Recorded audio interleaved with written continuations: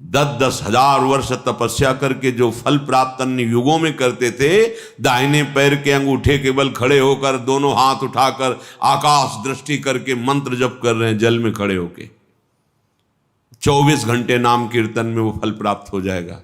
जो 10,000 वर्ष तपस्या, कलयुग बहुत प्रणाम करने योग्य है, पर आप भगवद विमुख हो जाओगे तो भ्रष्ट कर देगा, नष्ट कर देगा। तो क्या और युगों में ऐसे आचरण वाले व्यक्ति नहीं थे क्या? कम थे। ऐसे ही भगवद आचरण वाले क्या कलयुग में नहीं है क्या? कम है। बहुतायत है अधर्माचरण करने की प्रवृत्ति, बहुतायत है इसकी। अब आपको अंदर से सोचना है कि मेरा प्रयोजन इंद्रियों का दुलार करना नहीं है, अभी ठीक होने लगेगा। पर ये सोचना आचरण में उतारना होना चाहिए। नहीं सोचते तो बोलते रहते हैं वैसा नहीं करेंगे, पर वो कसम और नियम 1 मिनट लगता है तोड़ने में। इसके बाद फिर रो बैठ के क्या हो गया, ऐसा मैंने क्यों किया, फिर भी ठीक नहीं होगा। फिर 2, 4, 6 दिन फिर वहीं पहुंच जाओगे, फिर निराश हो जाओगे, अब तो हम चलने लायक ही नहीं भगवत मार्ग में। इसलिए प्रार्थना है, अलमल मति घोरानर्थ कारेन्द्रियाणा मतिशय परितोषैर दुष्करैर दुस्तरैश्च। अब इंद्रियों के परितोष वाली बातें छोड़ो, अब इंद्रियों का पोषण मत करो। जो धर्म विरुद्ध भोग चाहती, जलना ही पड़ेगा। जलना, जलन शब्द याद कर लो। ये जलन तभी होती है जैसे कोई भी साधक विचलित है, मेरा मन नहीं लग रहा, मुझे बहुत परेशानी हो रही, ऐसा वैसा, गलत कर रहे हो, जांच लो, जांच लो, गलत चिंतन है, गलत आचरण है, नहीं तो अभी प्रारंभ में ही मस्ती प्रारंभ हो जाएगी। वो एक अध्यात्म की जो जलन पाप नष्ट करने वाली, वो मन बुद्धि चित्त इनको शीतलता प्रदान करती है। ये जागतिक जो जलन है, ये आपका आचरण गलत है कहीं, नहीं तो उसी मार्ग में चले हुए पथिक है। वो एक आध्यात्मिक जलन होती है। कैसे विकार दूर हो, ऐसा वो विक्षिप्त नहीं होता, प्रवीण होता चला जाता है। कैसे का उसको उत्तर मिलेगा, क्योंकि सही मार्ग में चल रहा है। जब आप गलत कर रहे हो, गलत संग कर रहे हो, गलत आचरण कर रहे हो, शास्त्र विरुद्ध वार्ता कर रहे हो, शास्त्र विरुद्ध चिंतन कर रहे हो, तब तुम्हें वो विक्षेप प्राप्त होगा, जिसके लिए तुम पागलपन प्रकट करते हो कि अब मुझसे सहा नहीं जा रहा, रहा नहीं जा रहा, क्योंकि आग बढ़ा दी तुमने, उसको फूस दे दिया, घास फूस जमा कर दी, अब ज्वाला बढ़ रही है, तुम्हारी गलती। जब हम गुरुजनों की शरण में हैं, प्रभु की शरण में, तो मुझे कल्याण की भी परवाह नहीं, तो चिंता किस बात की। मेरा मन, मेरा तन, मेरे प्राण आराध्य देव गुरुदेव को समर्पित है, देख लेंगे वो, संभाल लेंगे वो, बेपरवाह होकर राधा राधा राधा। कहां समझ में आ रहा है? नहीं, इंद्रिय और मन की बात समझ में आ रही, क्योंकि वो बहुत मुझे सुख देते हैं। स्पष्ट समझ लीजिए, गुरुजनों की बात और शास्त्र की बात इसलिए समझ में नहीं आती, ये पराये हैं। लेकिन इंद्रियां और मन, ये मेरे नहीं, मैं ही हूं, ऐसा अनुभव, ये माया का खेल, इनके द्वारा सिखाई बात सच्ची बात है। इनके द्वारा परोसा गया भ्रमात्मक भोग, ये सुख देने वाले, ये गुरुजन शास्त्र, ये अंदर की, ये मत घोरा अनर्थकारी, ये घोर अनर्थकारी बुद्धि है अंदर की। अब इसे सुधारिए, श्रीपाद कहे। क्या करे? बोले विदधदिवस सशोको एन केनापि देह, एन केन प्रकारेण, जैसे धर्म की कमाई से तुम्हारा शरीर निर्वाह हो वैसे चलो। गृहस्थ हो, विरक्त हो, आकाश वृत्ति, भिक्षावृत्ति, मधुकरी वृत्ति आदि, जैसे उससे निर्वाह करो। किसी भी का, अन्य का आश्रय न लो, तो तुम कभी शोकातुर नहीं होगे विषयों के लिए। एक एक शब्द पकड़ने लायक है।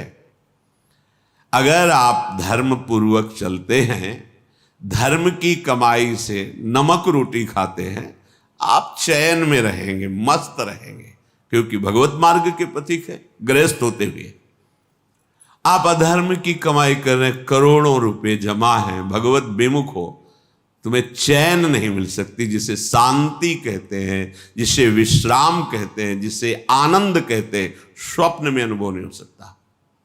करके देख लो, जल रहे, खूब करके देख लो, जलते ही रहोगे। ये पद, ये शरीर, ये भोग, ये वाहवाही, ये स्वाप्निक है, चंद मिनट की है। तुम्हारी वाहवाही क्या, जहां बड़े बड़े ताज उतार के रखते थे वो भी नहीं रहे। बहुत सावधान। ये अहंकार, ये इंद्रियों का दुलार, ये मन का दुलार तुम्हारा अनर्थ है, अनर्थ। समझ में नहीं आ रहा, समझ जाओ, निकल जाओ। तुम ही फंसे हो, सुख की बुद्धि ने तुम्हें फंसाया है, और इसका नाम दुखालय है, सुख नहीं है, नहीं है सुख। तुम्हारी बुद्धि अनर्थकारी तुम्हें धोखा दे रही है। अभी कैसे समझ, बहुत अल्प बुद्धि है, तर्क करते हैं, तर्क करते हैं। अब तर्क तो उस बुद्धि में जो पवित्र है, तो पवित्र तर्क आवे। अब बहुत अज्ञान से घिरी हुई बुद्धि क्या इन शास्त्रों को समझेगी? तुम्हारा भोजन ठीक नहीं, थोड़ी भी मर्यादा नहीं, गुरुजनों का सेवन नहीं, पवित्र विचार नहीं, तो तुम शास्त्र समझ जाओगे। जो ब्रह्मानंद में, भगवदानंद में छके हुए महापुरुषों ने आंतरिक अनुभव लिख, वो तुम समझ जाओगे। बहुत बड़े महापुरुष हो गए तब तो। नहीं, पहले शरणागत हो, अहंकार गलित करो, फिर जब अहम रहित बुद्धि होती है, वो भगवदानंद पर विचार करने की योग्य हो जाती है। अभी तो देहाभिमान है, जितना भी चिंतन करोगे वो प्रकृतिजन्य ही होगा। तो जैसे बने एन केन प्रकारेण धर्म युक्त पदार्थों के द्वारा शरीर यात्रा करो। एन केनापि देह स्थित, ये चटोरापन इंद्रियों का बंद करो।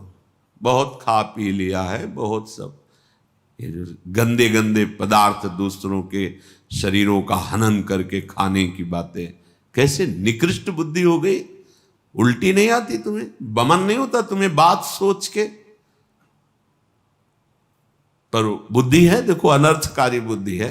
अरे बहुत बलिष्ठ कर देता है, खाओ बस, विजय प्राप्त कर लोगे। किस पर, किस पर विजय? इंद्रियों के गुलाम होते जा रहे हो, मन के गुलाम होते जा रहे हो, विषयों की अधीनता बढ़ रही है।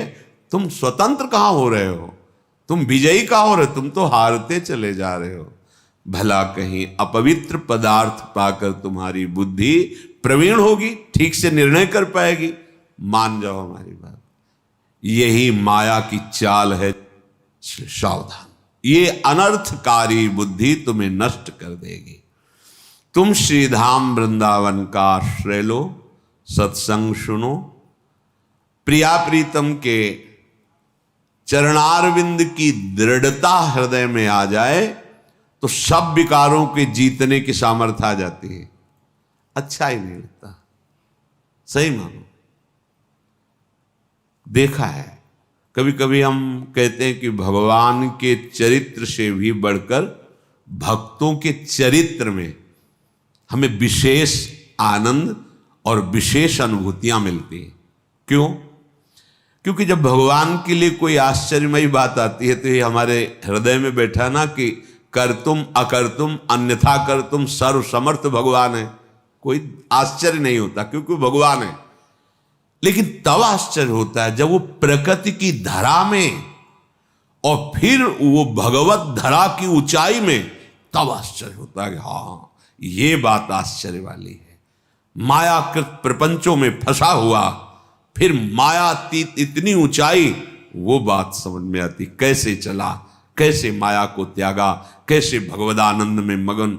मेरे प्रभु का कोई भी कृत्य आश्चर्य में थोड़ी है, वो तो सर्वाश्चर्य में स्वयं है सरकार। कर तुम अकर तुम अन्यथा कर तुम, अन्यथा कर तुम, जो हो ही नहीं सकता वो भी कर दे। जैसे आप केवल कान से ही सुन सकते हैं, प्रभु किसी भी रोमकूप से देख सकते हैं और वहां से सुन सकते हैं, कहीं से भी आहार ग्रहण कर सकते हैं। कर तुम अकर तुम अन्यथा कर तुम, वो सर्वतोमुख वाले सर्वतो नेत्र वाले हैं। बिल्कुल महर्षियों ने गाया, फिर भी कह दिया कि सामर्थ्य नहीं कि आपकी। उन प्रभु की महिमा में कोई आश्चर्य की बात है?